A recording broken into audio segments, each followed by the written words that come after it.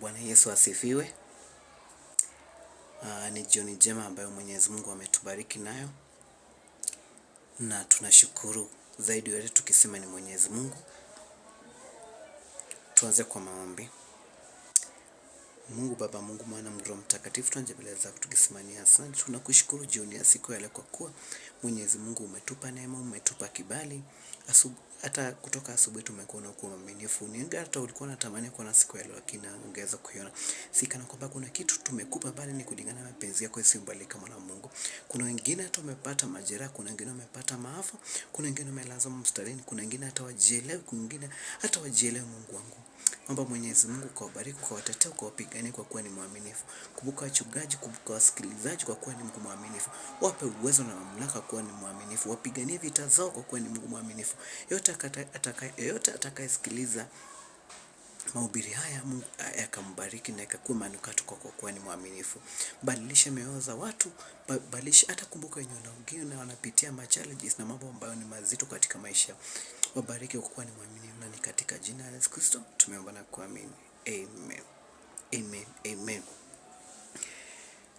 Kwa majina yangu naitwa Minister Daniel Kimeu, na nashukuru Mwenyezi Mungu kwa kunipa nafasi hii kuongea na msikilizaji. Ninajua kana kwamba kuna mtu ambaye ninaenda kubadilisha jioni ya siku ya leo. Ukiangalia katika Biblia, katika kitabu cha Ruth,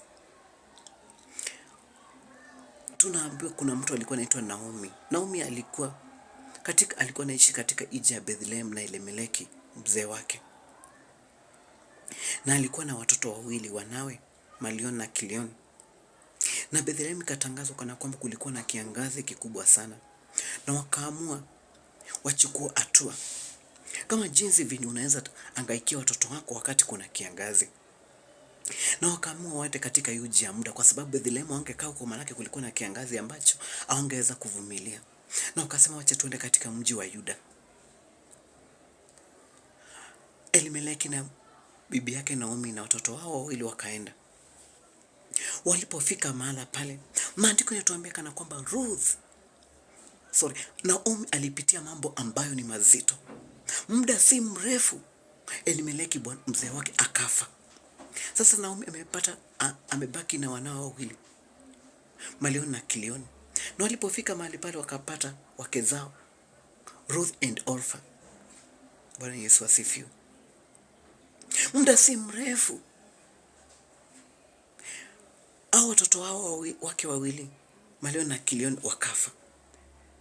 Ruth hapo tunaambiwa Naomi amepitia challenges na uzito wa moyo. Kumbuka wanao wawili wamekufa, na mzee wake Elimeleki amekufa. Amebakia na wakweze wake wawili, Ruth and Orpha. Ikafika mahali akawaambia, akawaita, akawakubatia, akawabusa, akawaambia enendeni kila mtu kwao akatafute mzee angalau muoe. Manake sasa yeye alifika mahali akaona yeye amezeeka, Naomi amekuwa mzee. Akawaita, akawakubatia, akawabusu na akawaambia, akawapea baraka zake, na akawaambia kila mtu arudi na kwao, ndipo akatafute mzee at least aoleke. Juu Naomi aliona amezeeka, na aliwaambia hata nikiwazalia watoto wa saizi wa kiume, mtawangoja mpaka wakuwa wakubwa waweze kuwaoa? Haitawezekana. Orpha akasema wacha tuende, lakini Ruth akabakia na akafika mahali akamwambia, no, nitaenda na wewe, nitakufa na wewe. Mahali utakapozikwa nitazikwa papo hapo. Watu wako watakuwa watu wangu. Watu wako watakuwa watu wangu. Na mahali utakapoenda nitaenda na wewe. Bwana Yesu asifiwe. Na wakati aliporudi katika mji wa Bethlehem, watu walimuona kwa umbali na wakataharuki, wakashangaa. Wakamuona Naomi kwa umbali na akawaambia, wakamlaki, na Naomi akamwambia, msiniite Naomi, niiteni Mara, Mara inamaanisha Mungu amenitenda machungu mingi sana. Juu alikuwa amesikia habari kana kwamba mji wa Bethlehem imeonekaniwa, ambayo ilikuwa na kiangazi. Bwana Yesu asifiwe. Mkristo mpendwa, my point is, na kuombea Mwenyezi Mungu jioni ya siku ya leo. It doesn't matter the situation that you are going through. It doesn't matter the challenge that you are going through.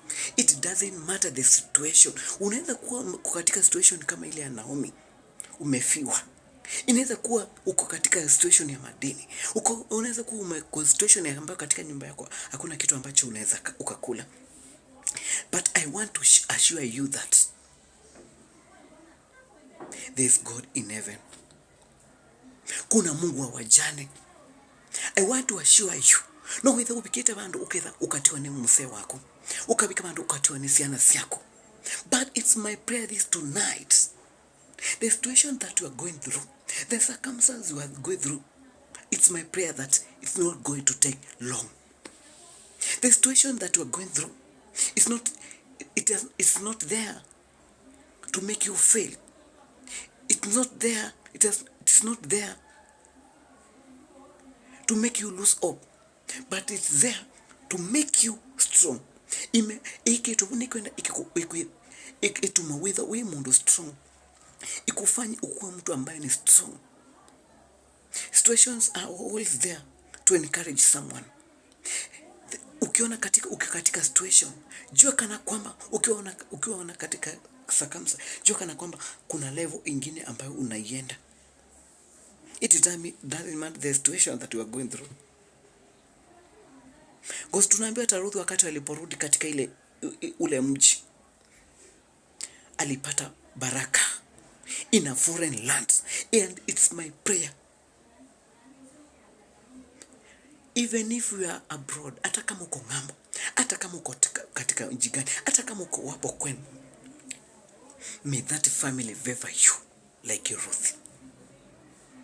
It doesn't matter umeoleka wapi. It doesn't matter unaishi na kina nani. May the favor of the Lord locate you from wherever you are tonight. Haijalishi. Niko hapa kukutia moyo. Haijalishi unapitia nini. Haijalishi ni mangapi ambayo unapitia. Lakini Mungu akutie nguvu, Mkristo mpendwa. Tunaishi kwa majaribu. Lakini kama hujajaribiwa, uweze kuwa strong, lazima upitie ma challenges, upitie magumu, upitie mazito, ndiposa Mkristo ukomae. Tunaambiwa kana kwamba dhahabu ambayo imekomaa ni ambayo imepita katika moto. Lakini najua kana kwamba Mwenyezi Mungu ni mwaminifu. Naitwa Pastor Daniel Kimeu. Ninashukuru. Kindly kama hujasubscribe kwa my YouTube channel, enda pale, fika pale YouTube, subscribe, search for Minister Daniel Kimeu. Pia TikTok, you like and share. Na Mungu atawabariki na atawatetea. Mbarikiwe.